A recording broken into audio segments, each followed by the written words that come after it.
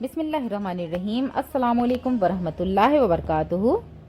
آج کا پیغام نافرمان اولاد کے لیے ہے، وہ بھی قرآن و سنت کی روشنی میں۔ وَقَضَىٰ رَبُّكَ أَلَّا تَعْبُدُوا إِلَّا إِيَّاهُ وَبِالْوَالِدَيْنِ إِحْسَانًا، یعنی تمہارے رب کا حکم ہے کہ اس کے سوا کسی کی عبادت نہ کرو اور والدین کے ساتھ بھلائی کرو۔ اگر ان میں سے ایک یا دونوں بڑھاپے تک پہنچ جائیں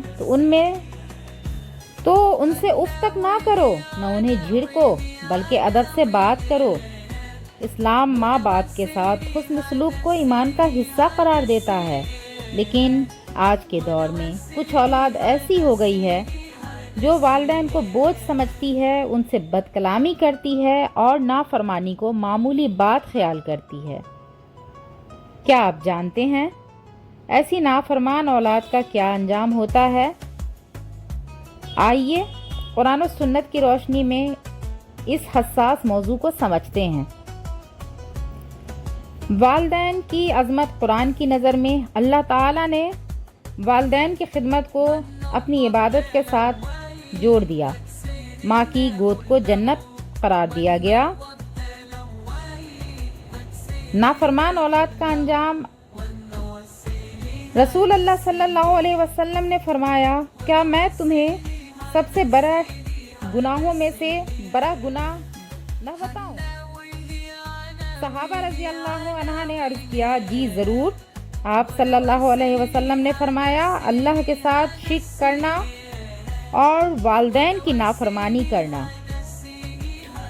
ایک اور حدیث میں ہے، جس نے اپنے والدین کو ناراض کیا وہ جنت کی خوشبو بھی نہ پائے۔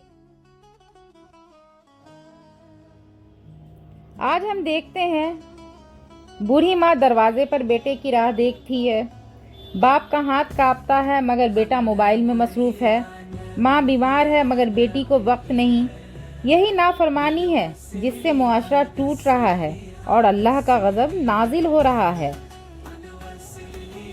اے نوجوانوں، جب تم چھوٹے تھے تو وہی ماں باپ تمہیں اپنی نیند، اپنے آرام، اپنے خواب قربان کر کے پالتے رہے۔